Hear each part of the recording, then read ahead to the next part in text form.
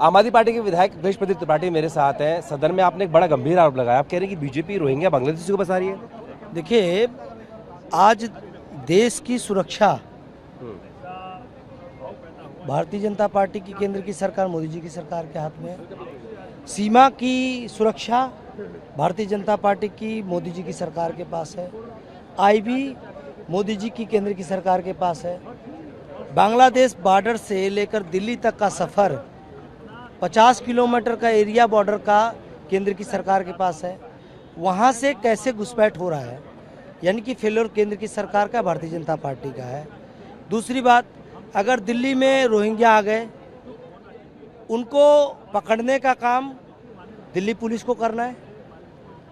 उनको डिपोर्ट करने का काम विदेश मंत्रालय, भारत सरकार, मोदी जी की सरकार को करना है। किसी लैंड पर कोई कब्जा ना हो।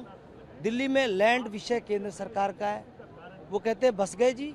तो आज आम आदमी पार्टी के लोग पूछ रहे हैं कि रोहिंग्याओं को बसाने का ठेका क्या भारतीय जनता पार्टी ने ले लिया हुआ है। और भारतीय जनता पार्टी बताए कि पिछले 8 सालों में कितने रोहिंग्याओं को भारत देश से डिपोर्ट करने का काम किया, एक भी नहीं।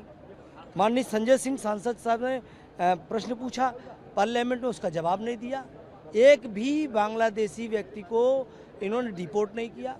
तो अब देश के सामने कोई आंकड़ा है ऐसा? देखिए, भारतीय जनता पार्टी का जो दोहरा चरित्र है देश के सामने आ रहा है कि रोहिंग्याओं को ला करके देश के सामने एक मुद्दा बना करके अन्य सरकारों को बदनाम करने का काम करना है। अरविंद केजरीवाल जी का नाम पुलिस उनके पास है, ना यहाँ पर लॉ एंड ऑर्डर उनके पास है, ना भूमि उनके पास है।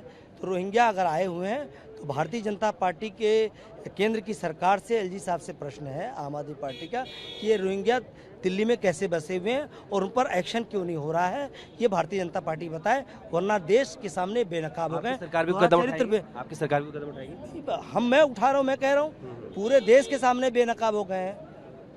ये देशद्रोही लोग हैं, देश के सुरक्षा के साथ खिलवाड़ करने वाले लोग हैं। इस तथ्य से पता चलता है अगर वो कार्रवाई नहीं कर रहे हैं, देश में घुसपैठ हो रहा है, तो मैं जिम्मेदारी से कह सकता हूं कि देशद्रोही लोग हैं।